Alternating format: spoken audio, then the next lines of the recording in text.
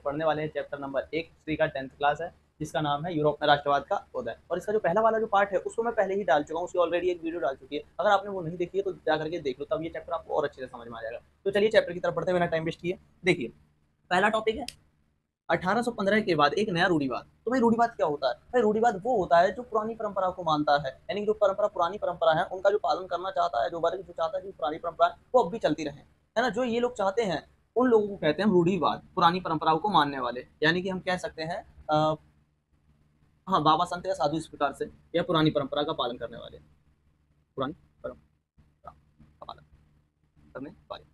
तो देखिए इसमें हम नेपोलियन के भी बारे में थोड़ा सा पढ़ेंगे, यानी कि आपने देखा है कि 9वीं क्लास में आपने पढ़ा होगा नेपोलियन के बारे में, जो कि लुई सोलवा जब मर चुका था उसके बाद ही आए थे, है ना, नेपोलियन। ठीक है, तो अब नेपोलियन का भी शासन हट चुका था, इसके बारे में, और नेपोलियन का शासन कैसे हटा, किसने, किन किन देशों ने मिलकर हटाया, इसके बारे में हम पढ़ लेते हैं। तो चलिए पढ़ते हैं। तो देखिए नेपोलियन की हार के बाद यूरोपीय सरकारें रूढ़िवाद की समर्थक थी, यानी कि जैसे ही नेपोलियन मर गया उसकी मौत के तुरंत बाद जितने भी यूरोप की जो सरकारें थी वो किसका समर्थन देने लगी, वो सारी की सारी रूढ़िवादी परंपराओं का या रूढ़िवादी लोगों का समर्थन देने लगी। और रूढ़िवाद मानते थे, यानी कि जो रूढ़िवादी जो लोग थे, ये जो लोग थे, इन्हीं के बारे में हम पढ़ रहे हैं। ये लोग मानते थे कि पुरानी परंपरा, मैंने कहा था ना, जो लोग पुरानी परंपरा को मानते हैं उनको कहते हैं रूढ़िवाद, को जीवित रखना चाहते थे, यानी कि ये लोग इसी को मानते थे। तो नेपोलियन द्वारा किए गए परिवर्तनों से राजतंत्र जैसी संस्थाएं मजबूत होती हैं। यानी कि देखो भाई, जो नेपोलियन है उसने क्या किया है कि उसने राजतंत्र, ऐसी जो संस्थाएं हैं या ऐसा जो शासन व्यवस्था, इसको ज्यादा बढ़ावा दिया है, इसको ज्यादा मजबूत किया है। और ये सारे भाई देखो मैंने नोट्स लिख रखे हैं, आप क्या करना, इनको जैसे लिखे हुए बिल्कुल अपनी कॉपी में वैसे ही नोट कर लेना, ऐसे आपको जल्दी से जल्दी याद हो जाएंगे। ठीक है, वरना आप मुझे बोल देना कि अलग से नोट्स भेज दो, फोटो से उसकी एक वीडियो क्लिक करके मैं नोट्स की वीडियो क्लिक करके आपके पास सेंड कर दूंगा। ठीक है भाई, व्हाट्सअप पे, सॉरी, यूट्यूब पर एक नई वीडियो डाल दूंगा, अपलोड कर दूंगा, मुझे कोई दिक्कत नहीं है। लेकिन अगर आप ऐसे करते हो आपको जल्दी समझ में आ जाएगा। ठीक है, तो देखिए चलो अब आगे वाला पॉइंट। अब हम जान लेते हैं कि किन किन देशों ने मिलकर के इसे हराया था। तो देखिए ब्रिटेन, रूस, प्रसा, ऑस्ट्रिया, इन देशों ने मिलकर के नेपोलियन को हराया था। ठीक है, यह शाही शक्तियां, ये सारी की सारी जो शक्तियां हैं, सॉरी सारी शक्तियां, ये शक्तियां यूरोप के लिए एक समझौता करने के लिए वियना में मिले। वियना एक जगह का नाम है, देश का नाम है। वहां पर ये सारे के सारे जो लोग थे, या वो सॉरी देश के जो सदस्य थे, ये सारे के सारे वियना में आकर के मिले। इन्होंने एक वियना में एक सम्मेलन किया था, संधि की थी। ठीक है, जिसको हम वियना संधि भी कहते हैं। और इस सम्मेलन की जो मेजबानी, यानी कि जो मैन मुखिया जो था, वो ऑस्ट्रिया के चार्ल्स निक थे। यानी कि ऑस्ट्रिया का एक व्यक्ति था जिनका नाम क्या था, चार्ल्स निक। भाई ये जरूरी है, आपसे पूछा जा सकता है कि जो वियना हुआ था, वियना जो समझौता हुआ था, उसका जो मेजबानी, जो मुखिया जो था, वो इंपोर्टेंट जो व्यक्ति कौन था, तो आपको बताना ऑस्ट्रिया का वो व्यक्ति था, और उसका नाम क्या था, उसका नाम था चार्ल्स निक। ठीक है भाई, तो अब आगे चलो। वियना संधि, ये जो वियना जो संधि बनी थी, इसका उद्देश्य क्या था? इसका उद्देश्य उन सभी, सॉरी कहाँ गया पेन, उन सभी परिवर्तनों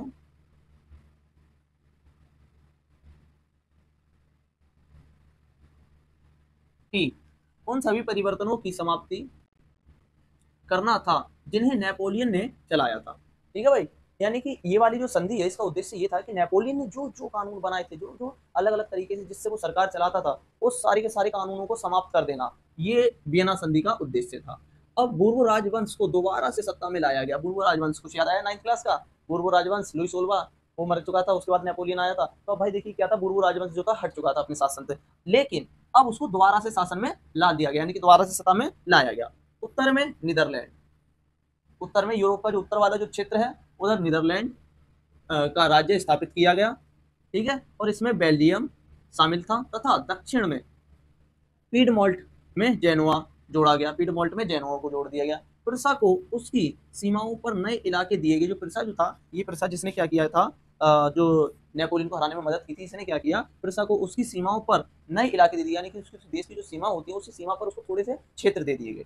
ठीक है, और नई उदारवादी जो व्यवस्था जो थी, ये वाली जो नई उदारवादी, सॉरी ये रूढ़िवादी है। रूढ़िवादी वो लोग होते हैं जो पुरानी परंपरा को मानते हैं, लेकिन उदारवादी वो लोग होते हैं जो उदार होते हैं, यानी कि जो स्वतंत्र होते हैं, जो चाहते हैं कि हम हमेशा आजाद रहे। तो उन लोगों का क्या मानना था, या उन लोगों की क्या मांग थी? भाई उनकी जो मांग थी वो थी प्रेस की आजादी। प्रेस यानी कि मीडिया। ये चाहते थे कि भाई जो भी अगर कोई भी गलती करे तो मीडिया जो है वो स्वतंत्र हो, इस बात के लिए कि उस व्यक्ति के बारे में वो टीवी पर या अखबार में छाप सके। ठीक है भाई, तो चलो चलो आगे बढ़ो। क्रांतिकारी युग के बारे में पढ़ने वाले, यानी जो क्रांतिकारी जो लोग होते हैं उन लोगों ने कितनी सारी क्रांतियां की थी। तो भाई देखिए एक सबसे बड़ा क्रांति है, क्रांतिकारी जो व्यक्ति है जिसका नाम है जूसेफ मोस्सिनी, और वो इटली का रहने वाला था। कहाँ का? इटली का वो रहने वाला था।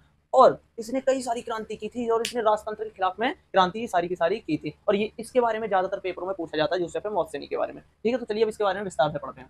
तो देखिए 1815 के बाद दमन के भय से सारे क्रांतिकारी छिप गए थे। इससे पहले वाले हमने उसमें पढ़ा था अभी कुछ समय पहले कि हमने क्या पढ़ा था, सारे के सारे जो उदारवादी राष्ट्रवादी जो थे वो सारे के सारे क्या कर रहे थे, आंदोलन कर रहे थे, है ना, वो सारे के सारे विरोध कर रहे थे, ठीक है। लेकिन 1812 के बाद में दमन के भय से, यानी कि एक फोर्स बना उनके ऊपर सरकार के द्वारा, कौन सा, कि अगर ये लोग विरोध करते हैं तो इनको सजा दी जाएगी। तो इसके कारण वो सारे के सारे क्या हो गए, दमन के भय से सारे के सारे क्रांतिकारी छिप गए थे, ठीक है।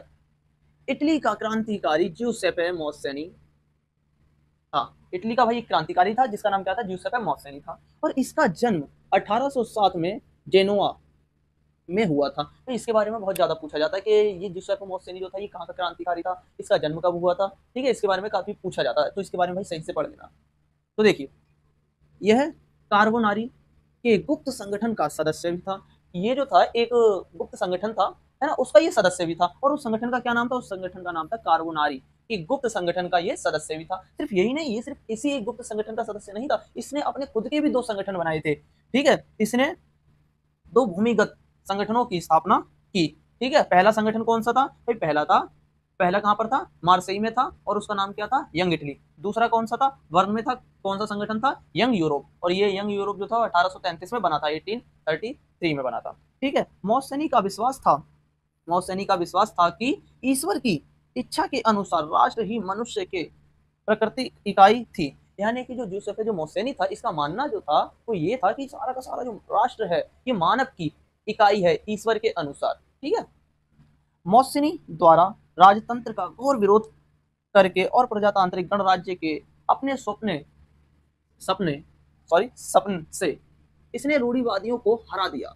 इसने क्या किया, इसका एक सपना था ज्यूसेppe मौसेनी का। वो सपना क्या था कि जो वो है ना राजतंत्र, जिसमें राजा का वो होता है, शासन चलता है, इसको समाप्त कर दिया जाए। और इसको समाप्त करने के बाद किसका शासन आ जाए, सारे के सारे आम नागरिकों को आ जाए, यानी कि प्रजातांत्रिक स्थापित हो जाए। तो ये बात ये चाहता था कौन, ज्यूसेppe मौसेनी। और इसने बहुत ही ज्यादा अच्छी तरीके से जो राजतंत्र जो था इसका विरोध किया था, ठीक है भाई। इसीलिए भाई इसके बारे में पढ़ा जाता है, क्योंकि भाई ये एक अच्छा व्यक्ति था, एक प्रकार से था, हालांकि क्रांतिकारी ही था, और इसने कई सारी क्रांति की थी, लेकिन इसने जो क्रांति की थी वो बहुत अच्छी भलाई के लिए ही की थी। अब देखिए भाई क्या हुआ, मैटरनिख ने उसे सामाजिक व्यवस्था का सबसे खतरनाक दुश्मन बताया। ये जो मैटरनिख नाम का एक जो व्यक्ति था, इसने क्या कहा कि जो ज्यूसेppe जो मौसेनी है ये छुआछूत, ऊंच नीच, इस प्रकार की जो सामाजिक जो व्यवस्था है उसका ये बहुत बड़ा दुश्मन है, बहुत ही बड़ा दुश्मन है। कौन, ज्यूसेppe मौसेनी।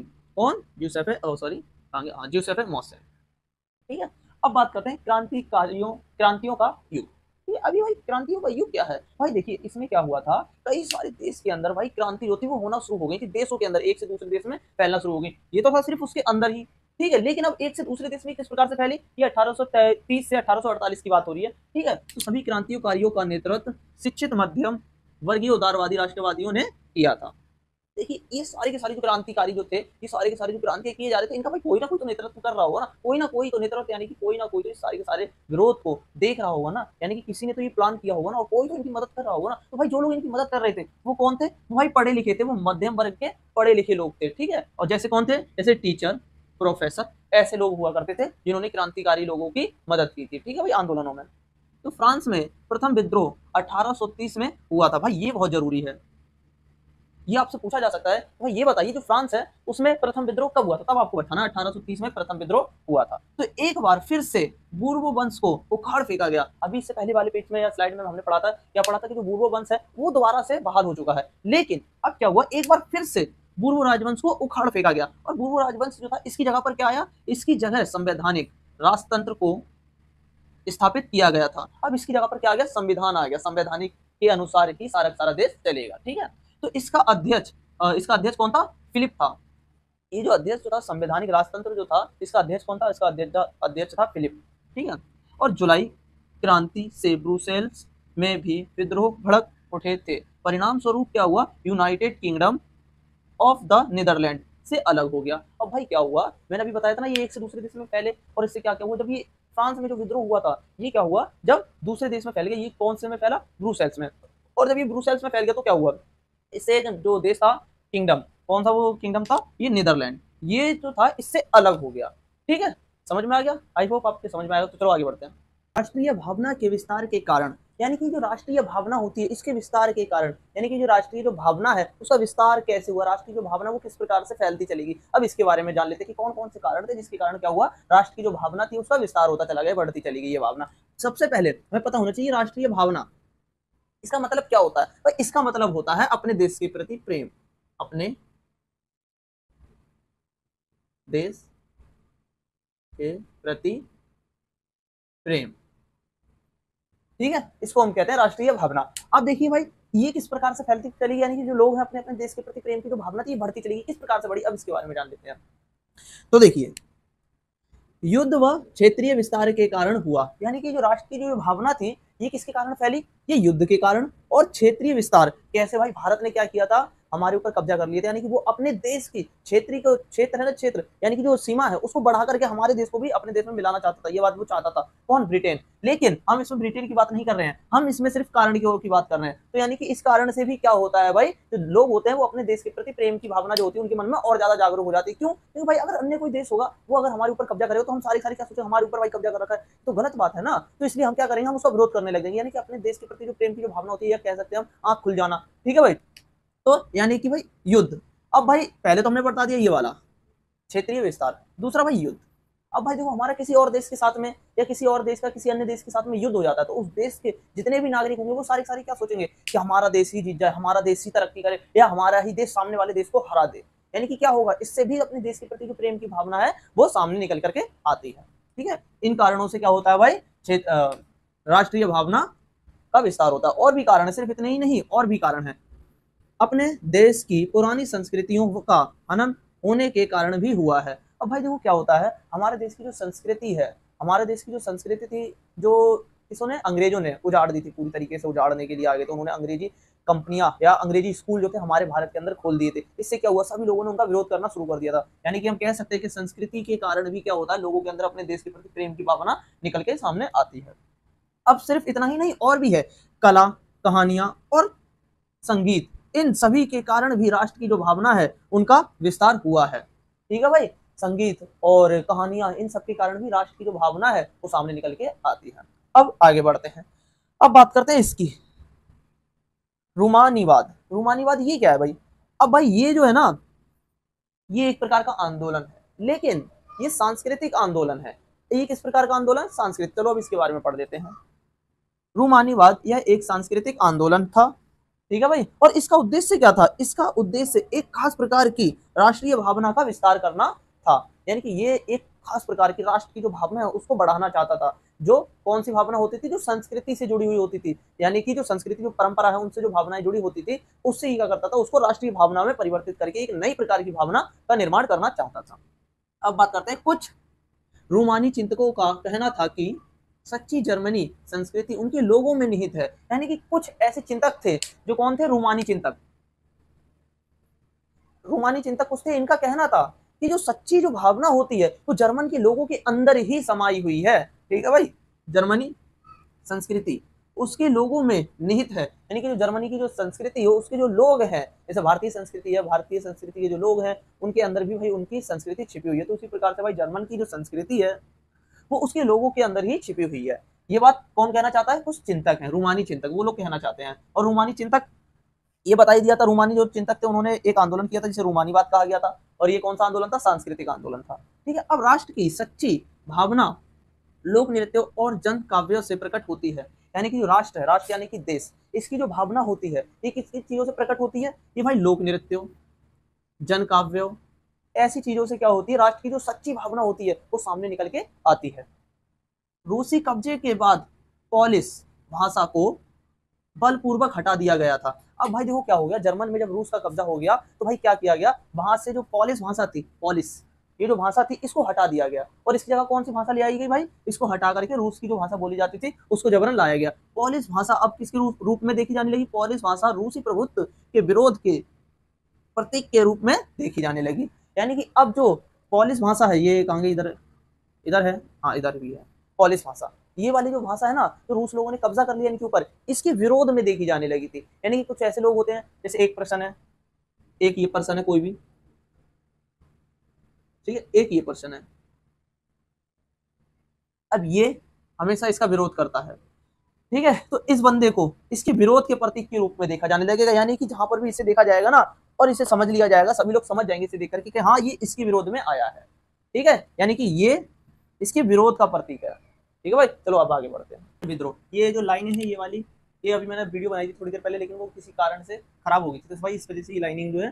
ठीक है भाई, तो चलो शुरू करते हैं टॉपिक को। तो भूख भूख कठिनाइयाँ और जन विद्रोह, यानी कि इसमें क्या हुआ था कि लोग जो थे उनकी आबादी जो थी वो बहुत ज्यादा बढ़ रही थी, और आबादी जो थी ज्यादा बढ़ने के कारण क्या हो गया था, जो कठिनाइयां जो थी वो लोगों के सामने आने लगी थी, लोगों के जो रोजगार थे वो छिनने लग गए थे। और क्या हुआ, फिर लोगों ने तंग आकर के जन विद्रोह कर दिया। अब ये जन विद्रोह किस प्रकार से किया इसके बारे में पढ़ते हैं, चलो। तो भाई क्या हुआ, 1830 का दशक यूरोप के लिए भारी कठिनाइयां लेकर के आया था। जनसंख्या की बहुत ही ज्यादा तेजी से वृद्धि हो गई थी। कब? 1830 के दशक में। लोगों के लिए नौकरियां कम हो गई थी, जो लोग हुआ करते थे उनके लिए नौकरियां जो थी वो कम हो गई थी। क्यों? क्योंकि भाई आबादी ज्यादा बढ़ गई थी। जाहिर सी बात है, कोई भी एक नौकरी है, कोई भी। ठीक है, शुरुआत में लोग कितने थे? शुरुआत में मान लो 2 लोग थे, शुरुआत में 2 लोग थे, लेकिन आबादी बढ़ गई, उसी की वजह से भाई क्या हो गई, 4 से 5 लोग हो गए। और एक चीज के लिए इतने सारे जब लोग भागेंगे तो जाहिर सी बात है लोगों के रोजगार जो है छिन जाएंगे, क्योंकि एक नौकरी किसी एक को मिलेगी, 4 लोग बेरोजगार रहेंगे, है ना। अब चलिए भाई क्या हो गया, लोगों के लिए नौकरियां कम हो गई और रोजगार की तलाश में लोगों को शहर आने के लिए मजबूर होना पड़ा, गांव से शहर आने के लिए लोगों को मजबूर होना पड़ा। 1800 ईस्वी में भी खाने की कमी पड़ी थी। 1800 ईस्वी में जो था खाने की कमी पड़ गई थी, 1848 ईस्वी में। और लोगों ने जमकर के नारे लगाए और लुई फिलिप्स को भगाए दिया गया, और 21 वर्ष से ऊपर के जो लोग हुआ करते थे उनको वयस्क मताधिकार प्रदान कर दिया गया, यानी कि 21 वर्ष के लोगों को मताधिकार दे दिया गया। अब क्या हुआ, इससे पहले भी यानी कि 1848 से पहले भी एक विद्रोह हुआ था। वो कब हुआ था भाई? वो हुआ था 1845 में। और ये विद्रोह कैसे हुआ, देखो भाई, इससे पहले भी एक जन विद्रोह हुआ था 1845 में, सिलेसिया में हुआ था। ठीक है भाई, और क्योंकि कच्चा माल देकर निर्मित कपड़ा लेते थे। अब भाई ये क्यों हुआ था भाई? ये इसलिए हुआ था क्योंकि जो बुनकर लोग हुआ करते थे वो क्या क्या करते थे, वो कच्चा माल ले लिया करते थे, और ठेकेदारों को जो उन्हें कच्चा माल देते थे उनको बना बनाए कपड़ा हुआ करता था उसको दे दिया करते थे, लेकिन कम दामों पर दिया करते थे। जिससे क्या हुआ, बुनकर लोग जो होते थे वो परेशान हो गए थे, भाई इतनी ज्यादा महंगाई, ऊपर से ये लोग क्या करते थे, कम दामों में दिया करते थे। इसके कारण ये सारे सारे जो लोग थे तंग आकर के इन्होंने विद्रोह कर दिया। अब भाई ये जो विद्रोह था ये कैसे हुआ, अब इसके बारे में जानते हैं। विद्रोह की शुरुआत कैसे हुई, तो 4 जून दोपहर 2 बजे बुनकरों की एक भीड़ अपने घरों से निकलती और ठेकेदारों की कोठी पर पहुंची। यानी कि अपने अपने घरों से सारे सारे बुनकर निकले और जितने भी ठेकेदार हुआ करते थे, उनकी जो हवेलियां हुआ करती थी, कोठियां हुआ करती थी, उनके वहां पर पहुंचे, और पहुंचने के बाद वहां पर खूब सारी तबाही किया करते थे। चलो अब आगे बढ़ते, क्या हुआ, शुरुआत में सभी ज्यादा मजदूरी की मांग कर रहे थे। शुरुआत में सारे सारे लोग ये कह रहे थे कि भैया मुझे ज्यादा ज्यादा रुपए मिल जाए, बस और कुछ नहीं। लेकिन जब इन लोगों ने मांग की और ठेकेदार जो लोग थे उन्होंने मना कर दी, जब उन्होंने मना कर दी तो ये सारे सारे जो लोग थे अंदर चले गए, और जो भी चमकती हुई चीज दिखाई दी, जो भी महंगी चीज दिखाई दी, उसको तोड़ फोड़ दिया और अपने और लूट लिया। अब देखो, किंतु कुछ समय बाद सभी बुनकर जबरन घरों में घुसकर सारी की सारी महंगी वस्तुएं तोड़ डाली। और फिर दूसरा जो समूह था, तो भाई जो शुरुआत में ये 2 जत्थे निकले थे। एक पहला समूह, ये एक समूह समूह नहीं, सारे सारे जो लोग थे, जो जितने भी मजदूर लोग थे, सारे शुरुआत में एक साथ होकर के निकले, लेकिन ये 2 पंक्तियों में बट गए थे, यानी कि 2 हिस्सों में एक समूह का बट चुका था। तो भाई जो दूसरा वाला था, हम दूसरे की बात कर रहे हैं, दूसरा वाला समूह, उसने क्या किया, भंडार गृह में घुस गया। यानी कि भंडार गृह उस चीज का भंडार है जहां पर सारे के सारे कपड़े जो हुआ करते थे एक साथ में रखे गए थे, उस वाले भंडार गृह में ये घुस गया, और सारे के सारे कपड़े जो थे उन्होंने अपने कब्जे में ले लिए, बाकी जो कपड़े बचे उनको जला दिया। ठीक है, अब ठेकेदार अपने परिवार के साथ अन्य गांव में भाग गया। अब भाई ठेकेदार ने देखा कि सारे के सारे लोग तो हमें मार देंगे, जान से मार देंगे, इस प्रकार से तो पागल हो चुके हैं। तो ठेकेदार ने क्या किया, बड़ी ही चालाकी के साथ में वो दूसरे गांव में भाग गया अपने सारे के सारे परिवार को लेकर के। फिर क्या हुआ, 24 घंटे बाद ठेकेदार सेना के साथ में आया और सेना द्वारा सब कुछ नियंत्रण में कर लिया गया था। तो भाई ये घटना इस प्रकार से हुई थी। ठीक है, अब भाई बात करते हैं हम जर्मनी के निर्माण के बारे में, या जर्मनी का निर्माण। ठीक है, चलो। तो देखो भाई क्या हुआ था, प्रशा के मंत्री ऑटो वन बिस्मार्क राष्ट्र निर्माण में महत्वपूर्ण भूमिका निभाई। यानी कि राष्ट्र का जो निर्माण है, कौन सा, इटली का, वो सॉरी जर्मनी का, इसमें बहुत ज्यादा महत्वपूर्ण भूमिका निभाई। किसने? प्रशा के मंत्री ऑटो वन बिस्मार्क ने। ठीक है भाई, अब भाई ये प्रशा क्या है, ये प्रशा ये है एक प्रकार का भाई साम्राज्य था। और ये कई सारे देशों से मिलकर बना था, जैसे जर्मन हो गया, और क्या, और जर्मन हो गया, पोलैंड हो गया, फ्रांस हो गया, और लिथुआनिया हो गया। इस प्रकार से कई सारे देशों के मिलकर के बना हुआ था। कौन सा? प्रसा, सॉरी, प्रसा। ठीक है भाई। अब भाई क्या हो गया, जब इन लोगों ने सोचा कि हमें ना अपने देश के और ज्यादा विस्तार करना चाहिए, यानी कि अपने अपने से हमारा साम्राज्य है, प्रसा प्रसा के लोगों ने सोचा, प्रसा के राजा ने सोचा कि भाई हमारा ये जो स्थान है इसको और बड़ा करना चाहिए, इसको और ज्यादा बढ़ाना चाहिए। तो फिर क्या हुआ, लोगों ने क्या किया, राज्य की, अब भाई लोगों ने क्या किया, और ज्यादा बढ़ाने के लिए, पता है इसका किस चीज में इस्तेमाल किया? जो मध्यम वर्ग की, जो जर्मन लोगों में क्या था, राष्ट्रवादी भावना जो थी वो बहुत ज्यादा थी, इसका फायदा उठाया। और जब इसका फायदा उठाया तो क्या हुआ, इन सभी मध्यम वर्ग के जो लोग थे इन्हें भड़काया गया कि देखो तुम्हारे राष्ट्र के साथ ऐसा हो रहा है, वैसा हो रहा है, तो इनके अंदर गुस्सा आ गया और नीति के जरिए क्या किया गया, अपने देश का और ज्यादा विस्तार किया गया, या अपने साम्राज्य का बहुत ज्यादा विस्तार किया गया। और जब प्रसा जो था इसका पूरी तरीके से विस्तार हो गया था, उसके बाद में तब 1871 में एक समारोह हुआ, और उस समारोह में क्या किया, प्रसा के राजा विलियम पृथक को जर्मन का सम्राट घोषित किया गया था। इस प्रकार से भाई ये सब कुछ हुआ था। अब देख लो भाई इधर, राज्य की सत्ता को बढ़ाने के लिए रूढ़िवादियों ने क्या किया था, भावना का, राष्ट्रवादी भावना का प्रयोग किया था। और 3 युद्धों में लगातार प्रसा की जीत हुई और एकीकरण की प्रक्रिया शुरू हो गई। और 1871 के एक समारोह में प्रसा के राजा विलियम पृथक को सम्राट घोषित कर दिया गया। ठीक है भाई, इस प्रकार से हुआ था। तो चलिए अब आगे बढ़ते हैं और उसके बारे में पढ़ते हैं। जर्मनी हो गया, अब इटली के एकीकरण के बारे में पढ़ते हैं। चलो तो आगे चलते हैं। अब इटली का निर्माण किस प्रकार से हुआ था, अब इसके बारे में जान लेते हैं। देखिए भाई, 19वीं सदी के मध्य, यानी कि 19वीं जो सदी थी, ये मान लो 19वीं सदी है ना, इससे आगे ज्यादा और ना इससे पहले, बिल्कुल मध्य में, यानी कि ये 19वीं सदी है पूरी मान लो, और इसके मध्य में एकदम बीच में क्या हुआ था, इटली 7 राज्यों में विभाजित था। यानी जो इटली जो देश है वो 7 राज्यों में, 7 टोटल 7 राज्यों में विभाजित था। कब? 19वीं सदी में। फिर क्या हुआ, केवल एक पक्ष पर, सिर्फ केवल और केवल एक पर किसका शासन चल रहा था भाई, इतावली राजघराने का शासन चल रहा था। यानी कि ये 7 है, ठीक है भाई, 7 राज्य थे, 7 देशों में ये बटा हुआ था। कौन? इटली शुरुआत में। और इन 7 में से एक पर इतावली राजघराने का शासन चल रहा था। ठीक है भाई। 1830 के दशक में जूसेफे मौसनी, ये जूसेफे मौसनी, इसके बारे में बता ही चुका हूँ, एक बहुत बढ़िया क्रांतिकारी था, इसने संगठन भी बनाए थे कुछ। और ये क्या था, ये राष्ट्रवादी जो भावना था इससे प्रेरित था, है ना, ये भी हमने पढ़ चुका है। तो ये जूसेफे मौसनी ने इतावली के एकीकृत के लिए यंग इटली नामक संगठन का निर्माण किया था। आपसे ये पूछा जा सकता है कि भाई ये बताइए कि जो यंग इटली है इसका निर्माण क्यों किया गया था। भाई इटली के निर्माण के लिए, यानी कि इटली के सहयोग के लिए इसका निर्माण किया गया था। और किसने किया था? यंग इटली किसने निर्माण किया था? जूसेफे मौसनी। और यंग यूरोप के नाम से भी है, वो भी निर्माण किया गया है। ठीक है भाई।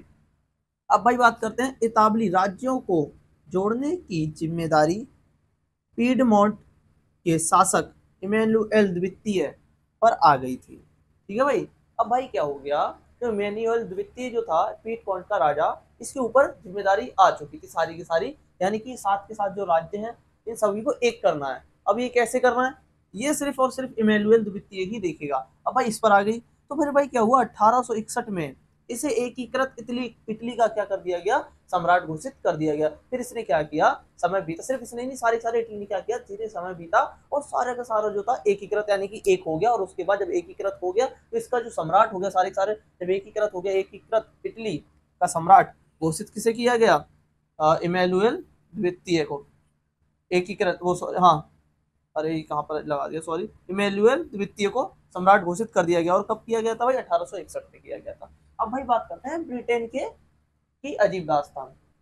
अब भाई जो ब्रिटेन है ये सबसे अलग है। क्यों? क्यों भाई, ब्रिटेन जो है सभी की जो देशों का निर्माण हुआ था कई सारी लड़ाइयां करने के बाद। देखिए जैसे ये इटली है, इटली भी 7 राज्यों में या 7 देशों में बटा हुआ था, 7 भागों में बटा हुआ था शुरुआत में। एक पर एक राजघराने का शासन था। तो उस राजघराने ने पता है क्या किया, बाकी के सारे जो घराने 6 के 6 बसते हैं उनको अपने अंदर समेट लिया, लड़ाई झगड़ा कर करके। अब भाई इसकी बात करते हैं ब्रिटेन की। लेकिन ब्रिटेन में ऐसा कुछ नहीं हुआ था, अचानक से कोई कुछ भी नहीं हुआ, अचानक से लड़ाई शुरू नहीं हुई। बहुत ही लंबे समय से लड़ाई चलती आ रही थी, धीरे धीरे धीरे उसका ये नतीजा था, जिसके कारण क्या हुआ, ब्रिटेन का निर्माण हो गया। अब कैसे हुआ इसके बारे में जान लेते हैं। अब भाई देखिए, ब्रिटेन का निर्माण अचानक हुए किसी आंदोलन से नहीं हुआ था। यह एक लंबी चलने वाली प्रक्रिया का नतीजा था। ठीक है भाई। तो लंबे संघर्ष के बाद आंग्ल संसद, ये एक संसद थी ब्रिटेन की। ठीक है भाई। जब लंबा संघर्ष चला, कई सारे समय तक जो था संघर्ष चलता रहा, विद्रोह चलते रहे कई समय तक, फिर क्या हुआ, जो आंग्ल जो संसद है, और वो कहाँ की संसद है, ब्रिटेन के द्वारा राष्ट्र का निर्माण हुआ। अब भाई आंग्ल संसद के द्वारा किसका निर्माण हुआ, राष्ट्र का निर्माण हुआ। और 711 में United Kingdom of great Britain का निर्माण हुआ था। ठीक है भाई। तो इस प्रकार से भाई ब्रिटेन का निर्माण हो गया था। तो इसी के साथ भाई हमारी वीडियो जो होती है खत्म हो जाती है, और ये चैप्टर भी खत्म हो जाता है। और अगर वीडियो अच्छी लगी हो तो भाई प्लीज़ लाइक कर देना और एक सब्सक्राइब कर देना। और हाँ, मैं इनके बाद और भी कई वीडियोस हैं जो डालने वाला हूँ। इसके बाद है कुछ कमेंट में संविधान निर्माण कुछ लोगों ने कहा है, तो शायद मैं उसकी डाल सकता हूँ, लेकिन अभी नहीं, अभी मैं किसी और चैप्टर की डालूंगा। ठीक है। तो भाई अगर वीडियो अच्छी लगी तो भाई लाइक और सब्सक्राइब जरूर कर देना, और बेल आइकन को ऑन कर देना। क्यों? क्योंकि मैं और भी कई सारी वीडियोस बनाने वाला हूँ।